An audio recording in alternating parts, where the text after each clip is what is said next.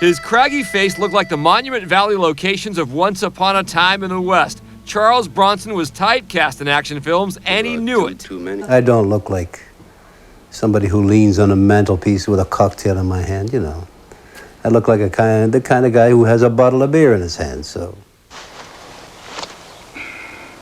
What's known as playing it close to the chest. Playing it close to the chest was something Bronson did on screen. He played strong silent types in most of his movies. He has relatively few lines in his starring role in Chato's Land, for example, and kept his real personality close.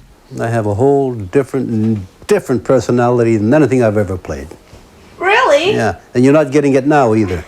The son of Lithuanian coal miners, Bronson returned from service in World War II, intending to work as a set designer. But while working in a Philadelphia theater company, he switched to on stage. Oh, I ran into a guy once. He said, "Hey, you ought to be an actor."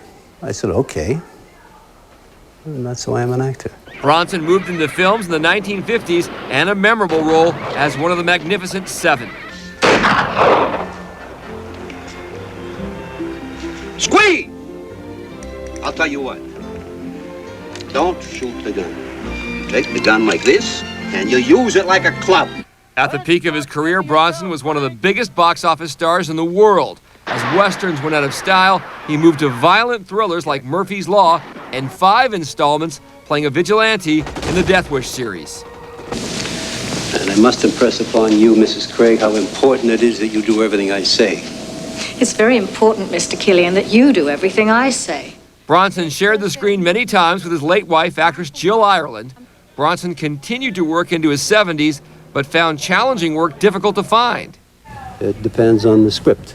They keep sending them, and we keep turning them down. Charles Bronson was always a man who knew which role was right for him. All right, that was Paul Vercammon reporting. And this is Your World Today. I'm Rosemary Church. I'm Jim Clancy. We'll be right back. Who has more.